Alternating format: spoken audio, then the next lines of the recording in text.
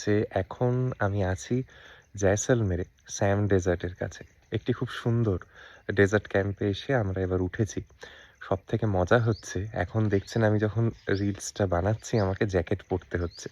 এখন আনুমানিক বোধহয় তাপমাত্রা আমার মোবাইল বলছে 18 থেকে 19 ডিগ্রি মতো। আমি লিটারেলি বাড়িয়ে বলছি না। আমার মনে হচ্ছে যেন একটা টুপি পরলেও ভালো হতো। এতটা ঠান্ডা লাগছে। আবার এখন থেকে ঘন্টা ৩-৪ পরে আপনি মনে হবে গা হাত পা পুড়ে যাচ্ছে। মানে ডে টেম্পারেচার উঠে যায় ৩৫ ডিগ্রি।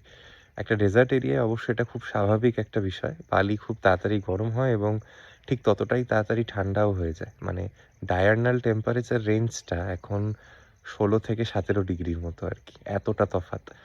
তবে আপনাদের এই রিলসে এইটা বলবার জন্য আমি অবশ্যই রিলসটা করছি না। যেটা বলার মূলত বিষয় হচ্ছে, এখন যারা এই জয়সলমের বা এইসব জাতীয় এরিয়ায় এসে কোনো ডেজার্ট ক্যাম্পে থাকবেন ভাবছেন, ডেজার্ট ক্যাম্পের কিন্তু কনসেপ্ট অনেকটা পাল্টে গেছে।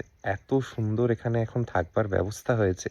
এই ক্যাম্পগুলিতেই কিন্তু আপনাদের খাওয়া-দাওয়া মানে যেটা ক্যামেল রাইডের ফেসিলিটি সেগুলো, ইভনিং কালচারাল একটা অনুষ্ঠান, ডিনার, ব্রেকফাস্ট সবকিছু ধরে দারুণ প্যাকেজ বানিয়ে দেয়। এইখানে থাকবার কিরকম কি খরচ পড়ে বা কোন ক্যাম্পগুলো ভালো সেগুলো অবশ্যই আমার যখন লং ফরম্যাটেড ভিডিও আসবে আমি আরো ডিটেইলসে বলবো। তবে আমাদের এই যে ক্যাম্প, ডেজার্ট স্প্রিংস ক্যাম্প বলে, সেটার একটু আশপাশটা আপনাদের ঘুরিয়ে দেখাই। আমরা এই জাতীয় টেন্টে উঠেছি। এই ক্যাম্পটিতে স্পেসিফিক্যালি যেখানে আমরা আছি, এটা জাস্ট একটা যেকোনো অন্য ডেজার্ট ক্যাম্প নয়। এখানে প্রত্যেকটি মানে যে টেন্ট, টোটালে বোধহয় ৪১টি টেন্ট আছে।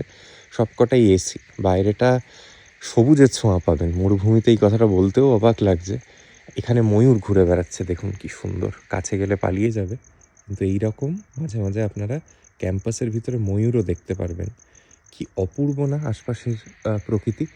যদিও এখান থেকে এক্স্যাক্টলি যেটা স্যাম ডেজার্ট বা স্যাম ডিউনস সেটা একটু দূরে, হয়তো আনুমানিক ৫-৬ কিলোমিটার দূরে। এখান থেকে ওই জন্য ওনারা জিপ সাফারির ব্যবস্থা রেখেছেন। ক্যামেল রাইড ফ্রিতে হয়, মানে আপনাদের থাকার খরচের মধ্যেই সেটিকে ধরা।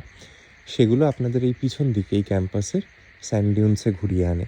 তো এইরকম কিছুটা টেন্ট ছিল। আশা করি আপনাদের ভালো লেগেছে। টেন্টের ভিতরে থাকবার ব্যবস্থাও খুব ভালো এবং ক্যাম্পাসের মধ্যে থেকেই কিন্তু সানরাইজটাও খুব সুন্দরভাবে দেখা যায়।